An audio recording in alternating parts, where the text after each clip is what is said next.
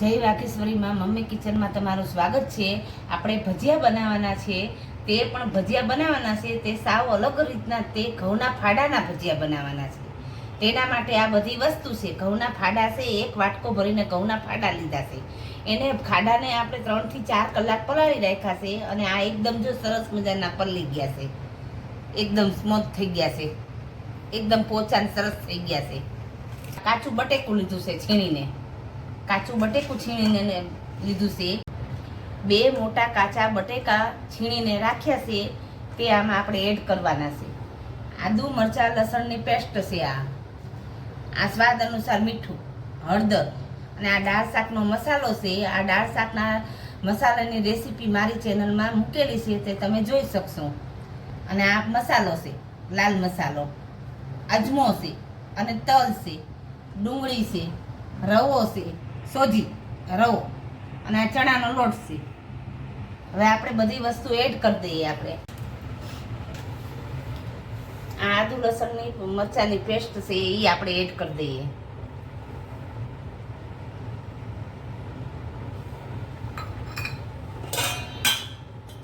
આપણે રવો પણ એડ કરી દઈએ। આ 3-4 ચમચી રવો છે તે પણ આપણે એડ કરી દઈએ।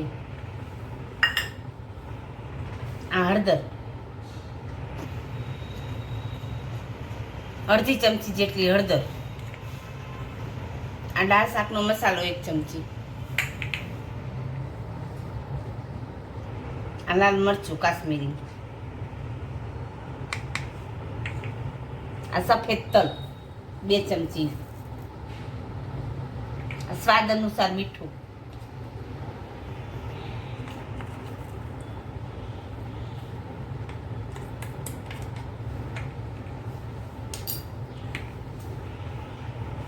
અને અજમો છે। અજમાને આપણે આવી રીતના હાથ વડે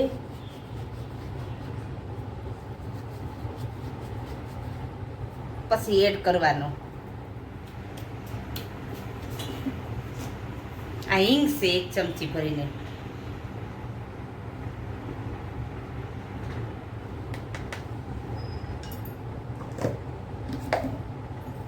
અને આ ડુંગળી છે સુધારેલી। આપણે આ ભજીયા આપણે પતરીના, મરચાના, બટેટાવાળા બધું કરી એનાથી સાવ અલગ છે આ। હવે આ ચણાનો લોટ છે, જો એ પ્રમાણે આપણે એડ કરવાની વસ્તુ। આ બધી બટેકાના સોલમાં આપણે પાણી આવે, આદુ મરચાંની લસણની પેસ્ટમાં પાણી આવે, ફાડામાં પાણી આવે, તો જો એટલું આપણે પાણી એડ કરવાનું।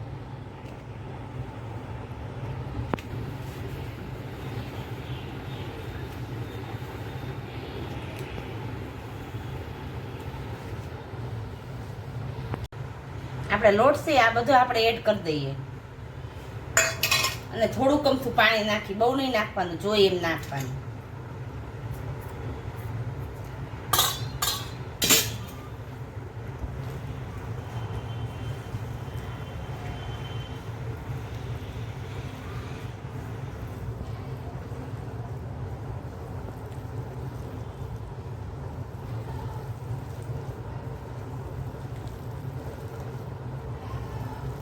આ ઘઉંના ફાડા આપણે બટેટાવાળા, પતરાના, એ બધાય ભજીયા આપણે કરતા હોય, લસણિયા બટેકા, ડુંગળીના, આ હાવ અલગ જ તે ઘઉંના ફાડાના।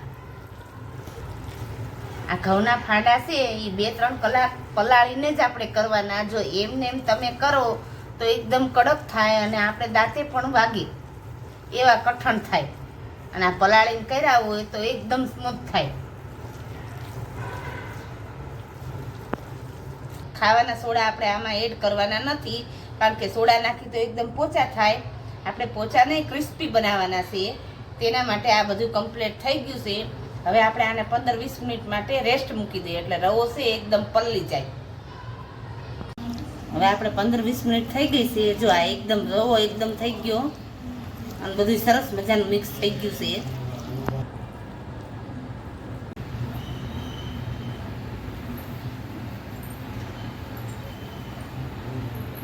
આપણું તેલ આવી ગયું છે કે નહીં તે આપણે જોઈએ।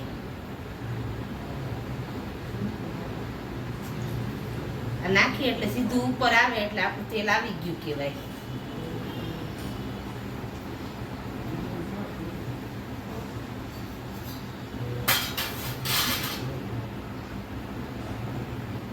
પેલા આપણે ખાસ ગેસ રાખવાનો, પછી એકદમ ધીમો કરી નાખવાનો. હા, જો આપણું તેલ સરસ આવી ગયું છે.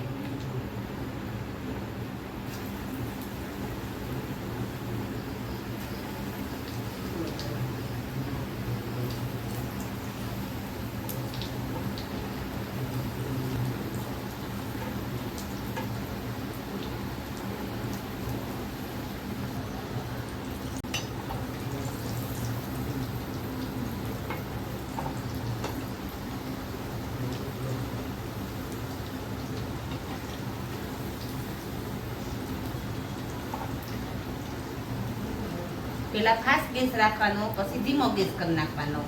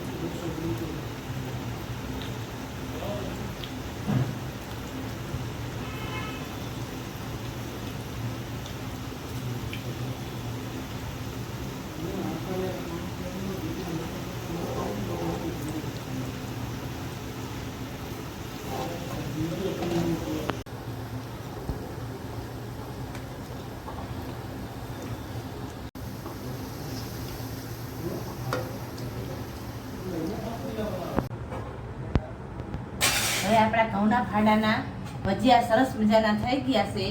તેની સાથે તમે કેચઅપ, ટમેટો કેચઅપ, તળેલા મરચાં અને ડુંગળી સાથે લઈ શકો છો. જો તમને અમારી રેસીપી પસંદ આવી હોય તો અમારી ચેનલને તમે સબસ્ક્રાઈબ કરજો.